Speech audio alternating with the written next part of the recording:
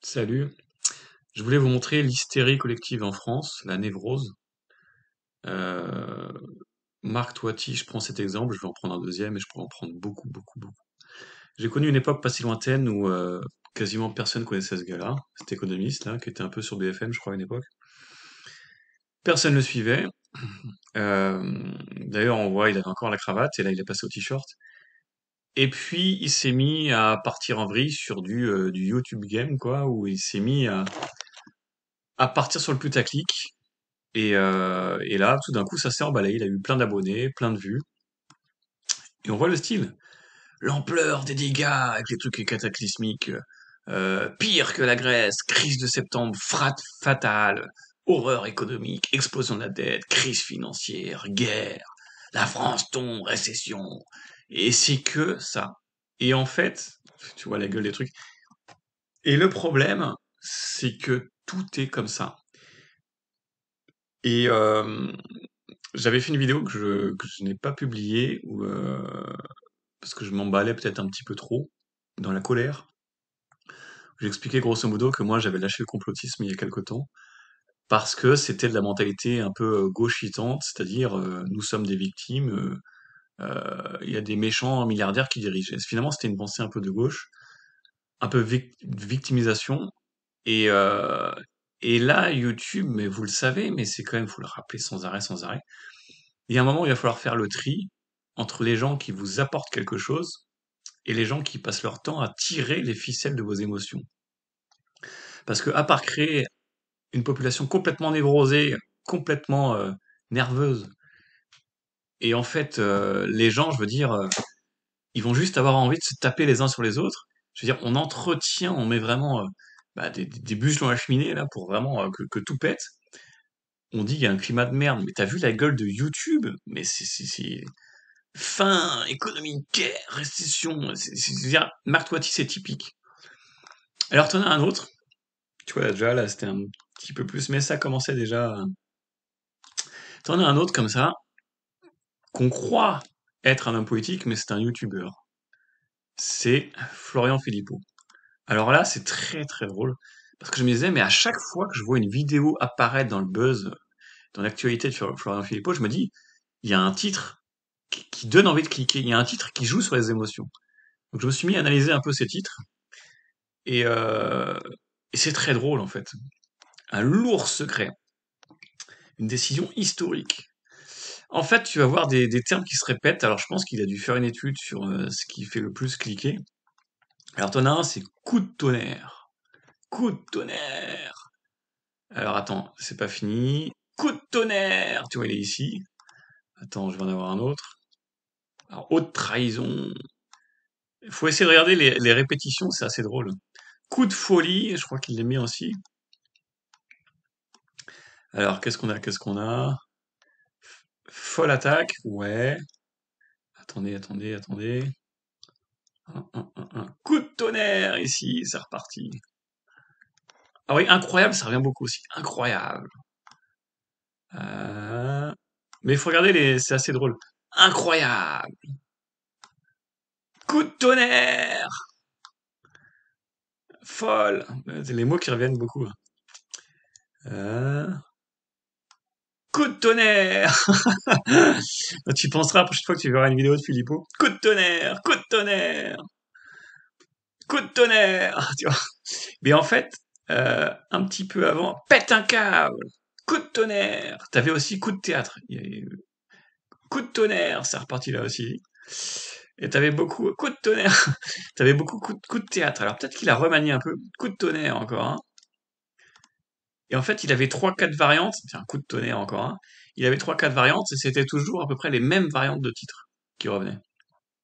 Alors il sait que c'est très putaclic le vaccin. Ça fait il y a toute une composphère. Tiens, encore un coup de tonnerre ici qui tourne autour du vaccin. Allez, encore un ici. Tiens, encore un là. C'est à peu près tous ces titres. Ah, coup de théâtre. Tiens, ça faisait longtemps. Coup de théâtre. Il y avait beaucoup. Alerte rouge, je me demande si c'est pas un truc qui. Alors, corrompu, ça aussi, ça vient beaucoup. Qu'est-ce que t'as? Coup de tonnerre. Coup de théâtre. Ah, tu vois, il y a les anciens, c'était coup de théâtre beaucoup qui revenaient. Explosif, je crois que ça revenait aussi beaucoup. C'est vraiment. Et en fait, la question, c'est putain, ça vous apporte quoi? ça vous apporte quoi? Et en fait, YouTube est devenu BFM. Des types occupent de l'espace pour ne rien dire. Tu sais, à un moment donné, c'était quoi? C'était les punaises de lit à Paris. Et du coup, t'avais, je sais pas, moi, je dis un exemple, hein, la gauche qui parlait des punaises de lit, et la droite qui disait, ouais, franchement, les punaises de lit, on a autre chose à dire, il y a l'immigration. Tout ça occupe de l'espace dans votre esprit, mais ça brasse du vent, ça brasse du vent. En s'opposant constamment à la gauche, la droite, c'est devenu vraiment des wokistes de droite. Alors, il va falloir inventer un terme. Je vais peut-être y réfléchir, je vais inventer un terme. Parce que, parce qu'il y a que de ça maintenant, il y a plus de droite normale, quoi. Et, de toute façon, est-ce qu'il y en a une? Puis, qu'est-ce que j'appelle la droite normale? Je sais pas, je romantise encore une fois quelque chose, mais c'est ridicule. Posez-vous la question dans vos flux d'abonnement YouTube, qui c'est qui vous apporte quelque chose? Parce que brasser du vent juste pour brasser du vent et occuper de l'espace sur YouTube, juste pour être présent, faire du putaclic, pour, je veux dire, vendre de la cagnotte juste pour vendre, sans faire de la qualité, sans essayer d'apporter quelque chose, et vraiment sans arrêt occuper de l'espace comme la régie publicitaire que c'est devenu cette chaîne, c'est BFM TV, c'est le nouveau BFM TV. Donc, alors je voulais aussi m'intéresser à quelqu'un d'autre, mais je parle pas de lui par hasard. Si vous voulez, c'est juste un exemple. C'est une approche un petit peu. Là, il y avait l'approche un peu sociologique, mais il va y avoir l'approche psychologique qui est intéressante aussi. On va évoquer, la chaîne de la vérité, Mark Bourgersky. Et d'ailleurs, la notion de vérité, j'en reparlerai dans une vidéo. Mon premier livre s'appelait La vérité, ma vision de la vérité a changé, et on en parlera un peu plus une prochaine fois. Alors, typiquement du wokiste, quoi. C'est typiquement le mec c'est vraiment c'est pas du droitard, quoi. C'est vraiment du gauchiste. Et en fait, alors, bon, de toute façon, après, il faudrait que j'analyse un peu ce que j'appelle gauche et droite de mon esprit, mais bon, alors, bah, c'est que du putaclic, c'est occuper YouTube juste pour occuper YouTube. Et donc, les MG Tao, là, les hommes célibataires à vie, quoi. Qu'est-ce qu'il y a? Comment bien se torcher, tu vois? Bon, c'est génial. Faut-il payer son épouse? Alors c'est beaucoup, en fait. C'est beaucoup de relations humaines. Énormément de relations humaines. Beaucoup les femmes. Mais bon, tu vois les titres un petit peu, c'est des titres extrêmement qui font du buzz évidemment, mais qui sont très. En fait, je trouve qu'il a toujours une approche. Alors évidemment, il y a toujours le truc d'expatriation, de trucs. La France est un pays de merde, etc. Euh, mais il a une approche, on peut dire débilitante. Enfin, il a une approche vraiment. Je sais pas comment la décrire. L'idée, c'est toujours que on s'abaisse, quoi. On abaisse le niveau intellectuel, sociétal. C'est c'est bas, quoi. C'est vraiment bas. Et, et en fait, alors pourquoi je parle de lui? Parce que bon, l'essentiel, on constate que l'essentiel de sa chaîne parle quand même beaucoup des relations humaines. Et il s'avère qu'il avait une approche quand même un peu particulière des relations humaines. Non pas que je sois, comme vous savez, non pas que je sois bien pensant et ni une vision idéaliste des rapports humains, ni quoi que ce soit. J'ai besoin de comprendre un peu qui c'est qui me parle en fait sur YouTube. Je demande pas le CV, je demande pas, mais je veux une approche un peu de la personne. Et là, je me disais, il y a un pet au casque. Tu vois, c'est sans méchanceté, il y a un pet au casque chez ce gars-là. Il y a un truc quand même qui est bizarre. Et j'ai fini par tomber sur un très court extrait de 4-5 secondes qui m'a fait prendre en perspective ce qu'était sa personnalité. Et là, vraiment, ça m'a révélé le jeu de YouTube très clairement, quoi. Écoutez ce qui va suivre. De changer tout le temps. Mais tu sais que tu es un être humain, tu te dis pas parfois je peux avoir des sentiments. Tomber, comment tu te protèges par rapport à ça? T'es un être humain, t'es Ouais, pas un robot, t'es pas une intelligence artificielle. complètement. Alors moi j'ai été diagnostiqué Denis Asperger, donc je suis atteint d'une maladie mentale. Ah oui? Ouais, ouais. Ok. Donc j'ai un détachement émotionnel. Donc, fallait-il encore aller sur la chaîne YouTube de quelqu'un d'autre pour regarder l'intégralité de son interview et trouver 3 secondes qui concernent l'état mental dont il se qualifie lui-même comme une maladie mentale, qui est un handicap mental d'autisme Asperger, qui le coupe des relations humaines. Donc, je pars de ce principe pour vous proposer Gilbert Montagnier comme professeur de ski, et le week-end. Mais la semaine, il peut être moniteur d'auto-école. Alors sinon, je peux vous proposer Stephen Hawking comme coach sportif. Si vous voulez vous inscrire au triathlon, ça peut être pas mal. Donc, derrière la blague, ce qui vous semble ici évident parce que c'est visible, si si je propose Stephen Hawking comme prof de triathlon, quelque chose est visible pour vous. Quelque chose ne va pas. Si je propose Gilbert Montagnier comme professeur d'auto-école, comme pilote de chasse, quelque chose va, voilà. Vous l'avez la vue normalement, tu vois. Donc, donc vous voyez. Maintenant, est-ce que vous avez le discernement spirituel et psychologique et intellectuel? Tout le monde ne l'a pas. Et puis un deuxième point qui est important, c'est que d'une part, il n'y a pas de disclaimer, personne t'avertit à qui t'as affaire. Exactement comme une femme, elle aime les pervers narcissiques, elle aime les bad boys, et puis après elle se plaint, mais parce que c'est ce qu'elle aime. En fait, euh, le problème là, c'est que personne nous prémunit d'une deuxième chose, quand bien même on aurait le discernement, intellectuel, psychologique, spirituel. La deuxième chose qu'on n'a pas, c'est de se prémunir contre son inconscient. Or, un message répété des milliers de fois, rapidement, intègre ton inconscient. Même si tu te dis, voilà, j'aime bien tel youtubeur, il y a à prendre et à laisser, on est tous pareils, on peut apprécier n'importe quel contenu et faire du apprendre et à laisser, on sait faire le tri, on est adulte, on a la maturité, chacun, voilà, prend et laisse dans ce qui est dit. Mais le problème globalement d'Internet, c'est d'avoir, surtout dans ces cas de figure-là, de quelqu'un qui te fait, mais c'est pas lui personnellement, mais c'est voilà, Philippot, compagnie, tout ce que tu veux, il y en a des milliers, il y en a des milliers, j'en ai plein d'autres en tête que je vais pas nommer.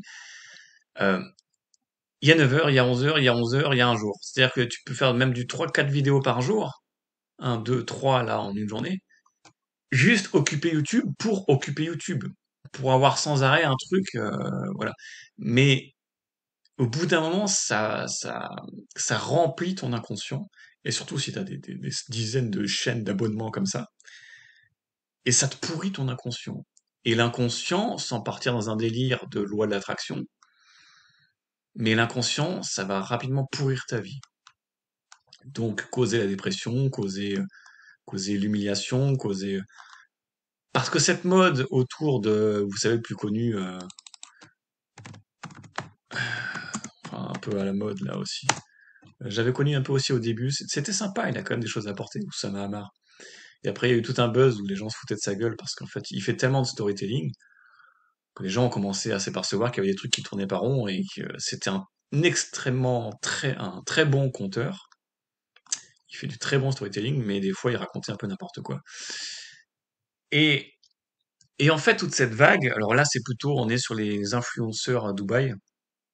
Donc, t'as les influenceurs pognon Dubaï, t'as on peut appeler ça MGTOW, machin, ou les exilés fiscaux, les trucs un peu, soi-disant subversifs de droite, qui en fait sont aussi une version très gauchisante et débilitante. Et en fait, alors pour revenir un peu sur les influenceurs Dubaï, qui continuent beaucoup de remplir Instagram, YouTube et compagnie, ils vont entrer dans ton inconscient en le défonçant, en te disant sans arrêt que t'es une merde. Que si tu fais pas 10 000 balles par mois, 50 000 balles par mois, t'es une merde. Le problème, c'est qu'on a les chiffres, et j'ai déjà fait une vidéo là-dessus. Attendez, faut que je la retrouve. Alors, je sais plus si c'était le podcast 11 ou 12, mais je l'avais donné quelques chiffres. On sait qu'il y a pratiquement... Enfin, les trois quarts des entrepreneurs ont du mal à dépasser le SMIC en France. Je veux dire, c'est la plupart sont auto-entrepreneurs. Si tu dépasses 2 000 € par mois, c'est déjà pas mal. Ça veut dire que tu arrives à en vivre. Et quand tu arrives à 2, 3, 4 000 € par mois, en général, tu fais du SMIC horaire. Donc ouais, c'est facile, on va repointer du doigt le système fiscal français, etc. Mais je veux dire, si ton boulot c'est que diagnostiqueur DPE, bah tu vas pas faire ça aux États-Unis. Enfin, c'est propre à la France. Voilà, il y a aussi beaucoup de boulot propre à la France, propre à l'Europe. Donc, comment dire que tout ça, c'est le problème, c'est que même si tu te prémunis psychologiquement contre toute cette influence BFM TV, on va appeler ça Internet, le problème c'est qu'à force que sans arrêt tout le monde sur Internet, la zone Dubaï te traite de crétin et de merde parce que tu fais pas 5, 10, 50 000 € par mois, ça va pénétrer ton inconscient. Et toi, tu vas finir, même si tu ne le crois pas de manière consciente et pragmatique, tu vas finir imprégné de cette ambiance où tout le monde réussit sauf toi. Tu sais, l'ambiance des démarrages de Facebook, où les femmes, elles ont la vision très sociétale des autres femmes qui ont tout un beau bébé et elles sont pas encore enceintes. Les autres femmes, elles ont un beau couple, alors que nous, entre hommes, on parle et on sait que, par exemple, tel mec, il a trompé sa femme. Parce que, je sais pas si je dois trop en dire. Au Vietnam, j'avais rencontré un gars voilà, qui trompait sa femme, qui était vietnamienne. Et voilà, et sur Facebook, le gars, il fait des belles photos de couple et de vie de famille avec ses enfants. Mais bon, moi, je connais les dessous de l'affaire. Et tu vois très bien enfin, t'imagines très bien d'ici le Facebook de sa femme avec sa belle famille. Sauf que moi, je connais les dessous de l'affaire. Donc bon, toute cette mise en scène, ça attaque ton inconscient et ta psyché. Et ça va donner toute une génération de gens complètement névrosés, parce que ces gens-là savent activer sans arrêt les fils psychologiques des êtres humains, et après, ils te traitent de hater. C'est-à-dire qu'ils te traitent des milliers de fois par jour, partout sur Internet, de gros cons et de ratés et de grosses merdes. Et ensuite, si tu mets un commentaire pour les ramener sur Terre, parce que t'es éboueur, parce que t'es agriculteur à 70 heures semaine et que tu fais 400 € par mois, ils te traitent de raté et de hater. Parce que eux ont réussi en vendant du vent et en racontant des conneries. Et toi, tu es un hater et eux, ils ont réussi. Et là, il y a un problème. Là, il y a un problème. Et donc, en fait, je peux parler de l'opposé, parce que c'est facile, encore une fois, je veux pas tomber dans leur game de tout le temps critiquer, critiquer. On peut parler de choses constructives. Évidemment, ça aurait été facile de me voir venir. J'ai découvert, lui, sa chaîne aussi, un petit moment maintenant. Euh, et c'est un type constructif. Si vous voulez voilà, du beau marketing et une belle chaîne YouTube constructive, ce type-là, il te fait pas 4 vidéos par jour. Hein? Ok. Il te fait pas 10 vidéos par jour, juste pour occuper YouTube, pour ne rien dire.